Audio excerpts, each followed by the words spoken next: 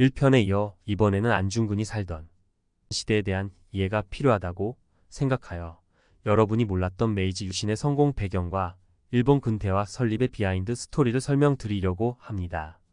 19세기 당시에는 영국과 프랑스 그리고 러시아가 세계 패권을 놓고 경쟁하던 시기였습니다. 특히 영국과 프랑스는 17세기 말부터 경쟁적으로 식민지를 개척하는 라이벌 관계이기도 하였지만 동시에 영국과 프랑스는 러시아의 남하를 저지하기 위한 소위 그레이트 게임의 동반자이기도 했습니다. 1867년 일본의 메이지 유신 이전부터 영국은 일본 천황의 지지 세력인 사초 동맹을 지원하였고 프랑스는 반대파인 막부의 세력을 지원하였습니다. 여기서 잠깐 일본의 역사를 잠시만 설명하고 넘어가겠습니다. 보통 옛날 국가들은 왕이 지배하는 것이 일반적인 형태였습니다. 그런데 왕권이 너무 강하면 무너지기 쉬운 경향이 있었고 왕권이 약하면 왕가의 혈통이 오래 이어질 경향이 있었습니다. 일본은 왕권이 약한 경우로서 임진왜란 이후 도쿠가와 이에야스라는 장군이 군부로서 권력을 잡은 이후로 일본은 번영을 누려왔습니다. 그런데 서구 열강이 몰려오면서 군부 세력과 왕권 세력으로 양분되었고 결국 왕권이 권력을 잡으면서 메이지 유신이 일어납니다. 여기서 말하는 군부 세력을 통칭 막부라고 말합니다. 이미 막부는 메이지 유신 이전부터 본격적으로 일본의 근대화를 진행시키고 있었는데 프랑스의 지원을 받아 군대의 서양 무기와 서구식 훈련을 도입하면서 서양의 과학기술과 학문을 배우고자 많이 노력하였습니다. 이로써 일본은 이때부터 근대화 기술의 발판을 다질 수가 있었습니다. 일본의 기득권이던 군부 세력인 막부를 지원하던 프랑스와는 달리 막부의 세력에 맞서서 영국은 천황 쪽 세력을 지원하게 되었고 결국 막부 세력과 천황 세력은 보신전쟁이라는 싸움을 한 끝에 권력이 군부에서 천황 쪽으로 완전히 넘어가게 됩니다. 미국은 영국의 편이었지만 남북 전쟁에서 쓰고 남은 무기를 일본의 보신전쟁 때 막부 세력과 천황 세력 두 진영 양쪽 모두의 소총을 팔았었는데요. 그러나 이 과정에서 막부 쪽보다는 천황 세력 쪽에 사정거리가 더 좋은 소총을 팔았습니다. 도쿠가와 막부군에게는 게베르 소총을 팔았는데 이 소총은 사정거리가 100m에서 300m 정도에 불과했지만 천황 세력이던 메이지군에게 공급한 스프링필드라는 소총은 사정거리가 91m에서 370m까지였으므로 천황 세력인 메이지군의 소총이 막부군보다 사정거리가 앞서 있었습니다. 게다가 병력이 수적으로도 열세였던 메이지군을 도와 영국과 네덜란드는 함포 사격까지 지원하였습니다. 결과 임진왜란 이후 일본을 260년간 통치해온 군부 세력이던 도쿠가와 막부는 정권을 천황에게 완전히 내주게 되면서 왕정복고가 되어 천황이 다스리는 메이지 정권이 탄생하게 됩니다. 이렇듯 당시 세계를 지배하던 두 거대 진영인 영국과 프랑스가 일본에 대하여 경쟁적으로 지원을 했음은 물론 일본 자체로도 근대화에 대한 열망이 강하였기 때문에 일본은 초당 기간에 근대화의 키트를 마련하게 되어 메이지 유신은 대성공을 거둡니다. 여기서 잠깐 메이지 유신 이전, 정확히 말해 보신전쟁 직전에 일본에는 사카모토 료마라는 영웅이 있었습니다. 그는 하급 무사 출신이었음에도 불구하고 당시 일본의 양대 권력인 군부 세력과 천황 세력을 중재하여 평화로운 정권 교체인 대정봉환을 주도합니다. 당시 사카모토 료마는 영국 자본의 지원을 받아 일본 최초의 해운회사이자 미쓰비시의 전신인 해원대를 창설하고 사스마나 조슈 등의 군수물자를 파는 역할을 하였습니다. 게다가 정치계까지 진출하여 서로 원수지간이던 사스마 진영과 조슈 진영을 중재하여 이 둘을 사초 동맹으로 탄생시킵니다. 사카모토 료마가 이끄는 사초 동맹의 맹활약으로 260년을 넘게 일본을 통치하던 군부 세력이던 막부가 천황에게 통치권을 반납하는 대정봉환이 이루어지게 됩니다. 그렇게 일본은 전쟁의 희생 없이 막부에서 천황 쪽으로 평화적인 정권 이양이 되는 듯 하였습니다. 그런데 사카모토 료마의 맹활약에 의해 대정봉환으로 평화롭게 정권이 이양되는 것 때문에 영국과 미국 그리고 프랑스의 자본 세력들은 일본에다가 전쟁 물자를 팔아먹을 수 없게 되는 사태가 발생합니다. 결국 희생 없는 평화적 정권 이양인 대정봉환이라는 일본 역사상 초호거 대업적을 이루어낸 사카모토 료마는 그럼에도 불구하고 대정봉환이 지난 지 딱 한 달 만에 그의 은신처이던 간장가게에서 원인 모를 암살을 당합니다. 비슷한 맥락에서 이토 히로부미 역시 러일 전쟁 때문에 당시 일본 GDP의 4배에 해당하는 빚을 지고 있던 상황에서 이토 히로부미는 막대한 자금이 소요되는 한일합방을 반대하였으나 차후에는 온건적으로 회피하다가 결국에는 암살당합니다.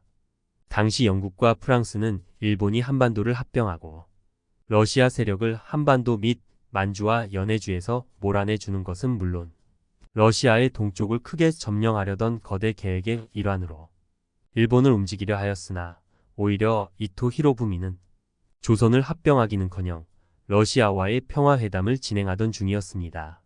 러시아와 열차 안에서 회담을 마친 후 러시아군의 사열을 받으려던 이토 히로부미가 하얼 빈역에 내렸을 때 안중근에 의해 암살을 당하게 됩니다.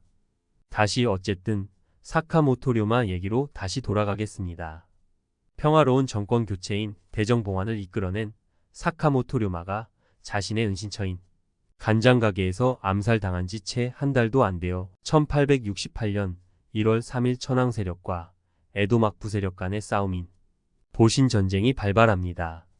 천황 세력은 영국이 그리고 에도 막부 세력은 프랑스가 각각 지원하며 미국 남북 전쟁에서 사용되고 남은 무기들이 쓰이기 시작했고 보신 전쟁에서 천황 세력의 승리로 왕정이 복구되었으나 일본은 1년 반 동안의 보신 전쟁으로 인하여 외세의 전쟁 물자와 자금을 이용하게 되는데 이것이 바로 영국과 프랑스 자본 세력의 자금이었습니다.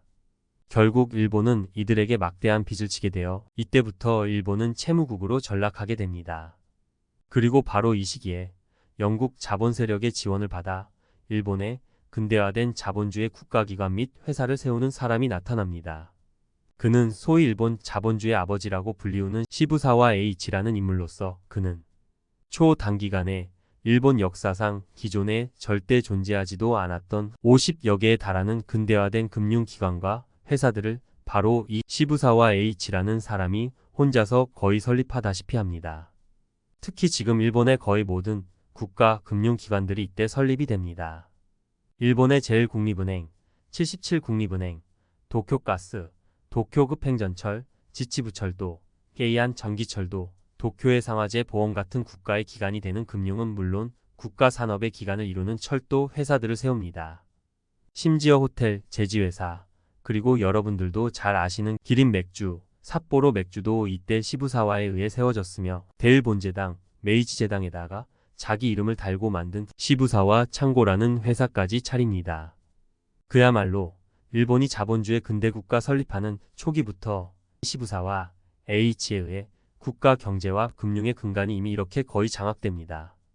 특히 주목할 만한 것은 단순 회사가 아닌 일본의 상법회소, 도쿄은행협회, 국립은행, 도쿄주식거래소 같은 그야말로 현대까지 이어오는 국가금융의 기관 시스템들을 모두 시부사와 H가 만들어냈다는 것입니다. 그가 세운 금융기관 내지 국가기관 사업에 해당하는 회사가 50여 개이지만 실제 다양한 기업 설립에까지 참여하였는데 그렇게 되면 그 수가 무려 500개 이상이고 사회사업까지 합하면 600개 이상으로 알려져 있습니다. 그러니 시부사와 H를 두고 일본 자본주의 아버지라고 불리는 것은 너무나도 당연하게 보입니다. 게다가 특이하게 이 사람은 이렇게 많은 회사를 차렸음에도 불구하고 자신이 직접 소유한 회사가 하나도 없었다고 합니다. 그러나 실제로는 시부사와의 많은 자식들이 대부분의 회사들을 경영하였다는 얘기가 있습니다. 그리고 시부사와 H가 세운 이러한 금융산업의 기반은 이후 심지어 일본은행이 탄생하는 것으로 연결이 됩니다. 드디어 마츠카타 마사요시라는 인물이 마찬가지로 프랑스 만국 박람회를 다녀온 후 시부사와 H의 바통을 이어받아 일본의 화폐를 발행하는 일본은행의 설립을 주도합니다. 이상에서 보시듯이 시부사와 H라는 한 명의 인물이 주도하여 기존에 없었던 회사들을 무려 50여 개나 세웁니다. 자질구레한 중소회사들까지 합하면 600개가 넘는다고 하고요. 그것도 철도와 같은 국가의 기간 산업에 해당하는 것들과 더욱 중요한 건 기존에 한 번도 경험해 보지도 못했던 자본주의의 산물인 금융 관련 시설인 은행부터 시작하여 상법 회소 내지 주식거래소 등과 같은 그야말로 어마어마한 국채급 금융기관들이 한방에 탄생을 하게 되는 겁니다. 심지어 1882년에 마츠카타 마사요시가 주도하여 일본은행의 건립까지 이어집니다. 그리고 국가의 돈을 발행하는 기관의 설립에 민간 자본이 참여하게 됩니다. 그래서 지금까지도 일본은행은 일본 정부로부터 독립한 독자적인 법인으로 일본은행의 금융정책은 행정의 범주에 속할 수는 있으나 일본은행이 그 자체로 행정기관에 속하지는 않습니다. 이렇게 이어온 일본은행의 형태가 쉽게 이해가 가지 않습니다. 어쨌든 이런 모든 것들이 가능했던 이유는 아마도 대정봉환 직전에 시부사와 에이치가 프랑스 만국 박람회를 방문했을 당시 유럽을 돌면서 자본주의를 학습했다고는 하지만 그 짧은 시간에 배운 것으로 국가의 금융기관들과 기간산업급 회사들을 차렸다는 건 말도 안 됩니다. 이는 예상하건대 그가 1867년에 프랑스 만국 박람회에 갔을 때 영국 로스차일드 가문의 2대 후계자인 알프레드 드 로스차일드와 직접 면담을 한 결과가 아닌가 싶습니다.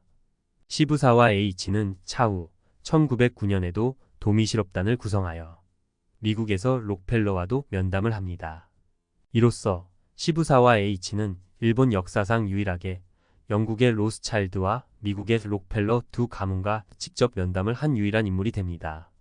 이렇듯 영국과 프랑스의 자본 세력이 각각 천황 세력과 군부 세력의 자금을 지원하면서 두 지형의 충돌은 보신 전쟁으로 발전하였고 그 결과 천황 세력이 권력을 쥐게 되지만 전쟁으로 인하여 막대한 국채를 떠안게 된 일본에 외세의 자본 세력이 들어오게 되는데 그 역할을 일본 자본주의의 아버지라고 불리는 시부사와 H라는 인물이 담당하게 되는 것입니다.